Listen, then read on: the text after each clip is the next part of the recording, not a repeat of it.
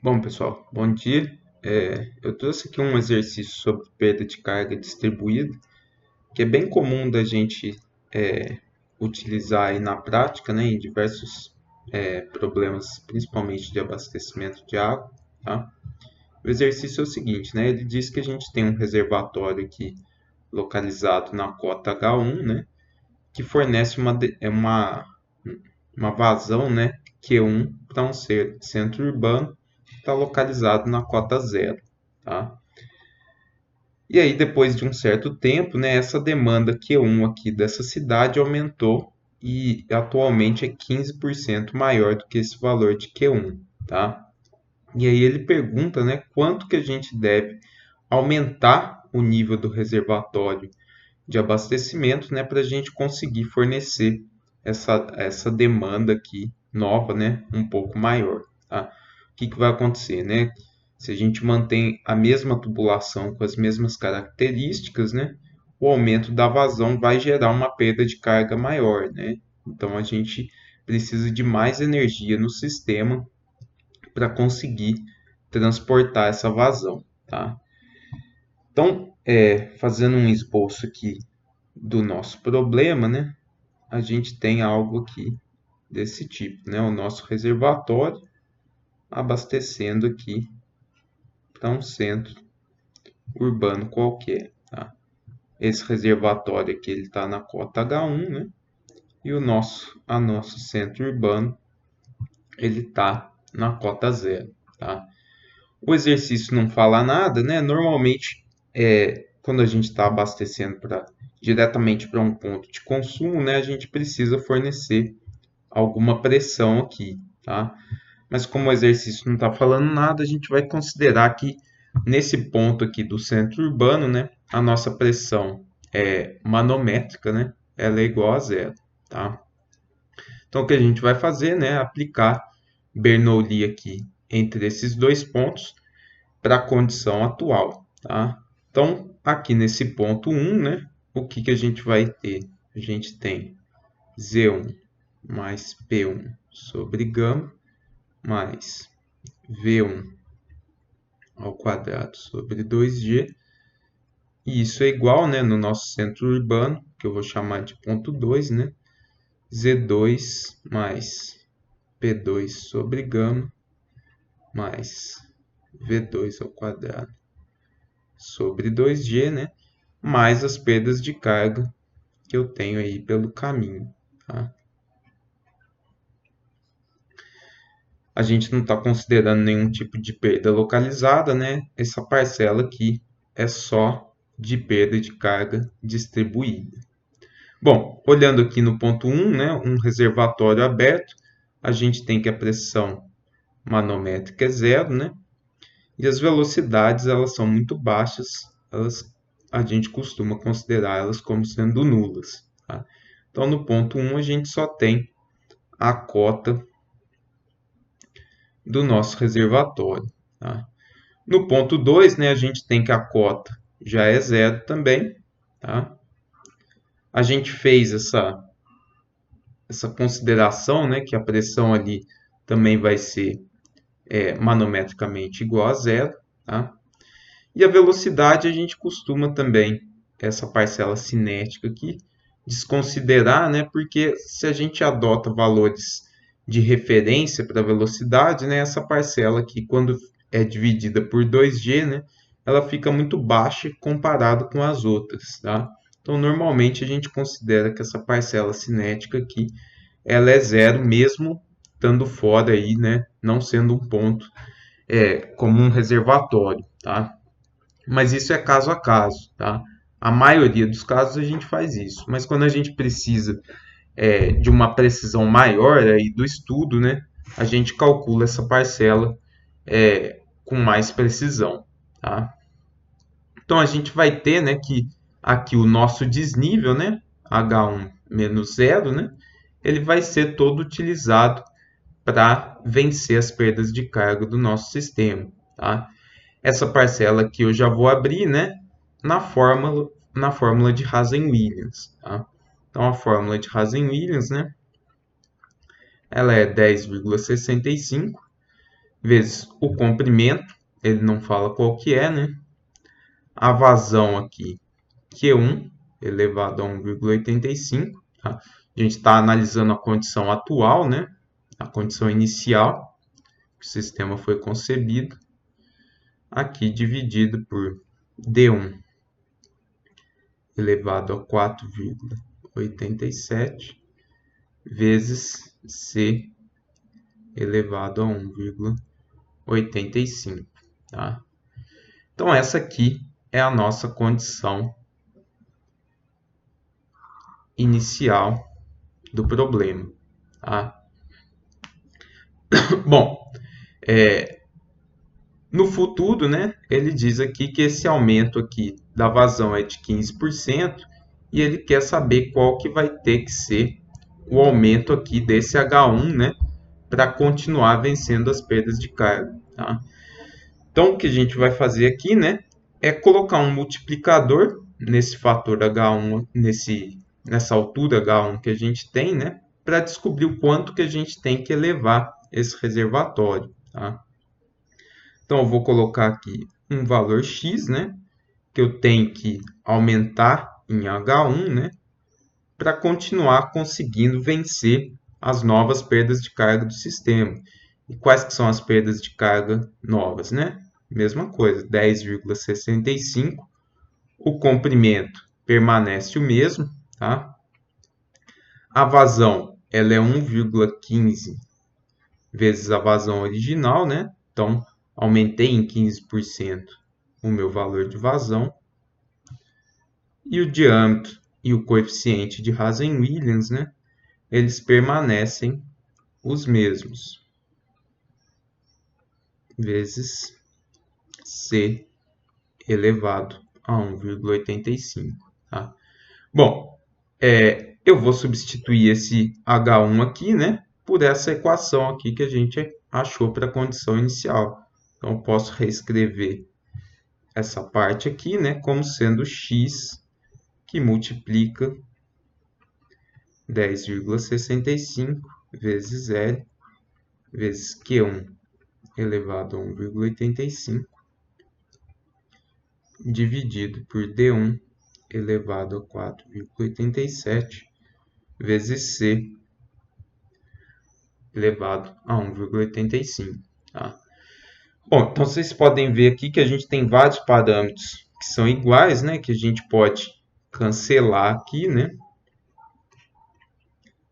E o que a gente vai chegar, né? É que o nosso valor de x ele é igual a 1,15 elevado a 1,85. E isso vai dar um valor de 1,295. Ou seja, eu tenho que aumentar em 29,5% o nível do meu reservatório. Tá? Então, esse nível aqui ele tem que subir 29,5%. Tá? Bom, essa é uma alternativa que vai solucionar o nosso problema, né? Mas do ponto de vista prático, ela não é muito interessante. Tá? Para eu conseguir ter esse aumento de nível aqui, né? O custo que eu tenho, né, para elevar esse reservatório aqui, ele é muito grande, tá? Normalmente, o que faz mais sentido, né, quando a gente tem um aumento de vazão aqui, é alterar o diâmetro da nossa tubulação, tá? Então, ao invés de calcular aqui qual teria que ser esse aumento aqui do reservatório, a gente pode calcular qual que seria o aumento de diâmetro necessário para que eu consiga transportar a nova vazão, né, com a mesma carga disponível. Tá? Ou seja, né, eu tenho que encontrar o quanto que eu tenho que aumentar aqui nesse D1, né, para compensar esse aumento de 1,15. Tá? Então, vamos fazer isso aqui para ver quanto que vai dar esse aumento de diâmetro. Tá? Bom, então o que a gente vai ter agora, né, na nossa situação nova, atual, né, é que eu tenho que o meu H1 ele vai ser 10,65 Ele, de novo, né, vai ser só usado para vencer as perdas de carga, né? 10,65 vezes o comprimento, a minha vazão, nova.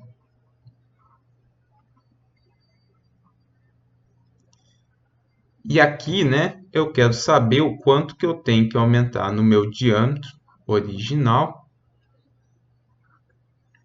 para que eu consiga usar ali exatamente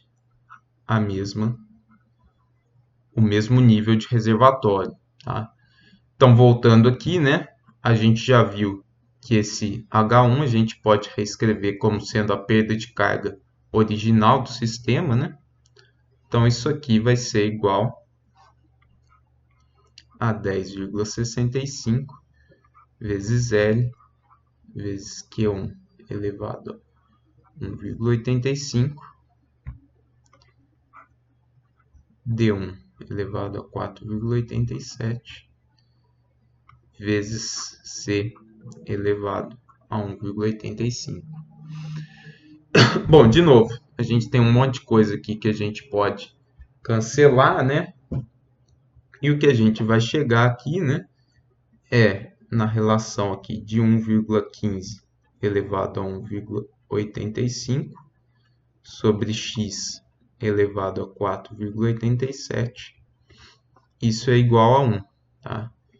E aí eu tenho que o meu valor de x, né, ele vai ser 1,0545, tá? Ou seja, eu tenho que aumentar só em 5% o meu 5,5%, né, o meu diâmetro, tá? Então é um aumento bem menos significativo, né, em termos de porcentagem, né? Em termos de custos, normalmente também é uma alternativa mais viável, tá? Só que a gente não consegue, né, aumentar exatamente em 5%, tá? Então, se a gente tiver, por exemplo, um diâmetro de 50 milímetros, a gente precisaria de um diâmetro novo, né? Então, se o nosso diâmetro 1 é de 50 milímetros, o nosso diâmetro 2 ele seria de apenas 52,7 milímetros, tá? E a gente não tem esse diâmetro disponível no mercado, tá? Normalmente aqui diâmetros menores, né? A gente tem aí em frações de polegadas, né? E a partir de 100 milímetros, mais ou menos, a gente tem de polegada em polegada, né?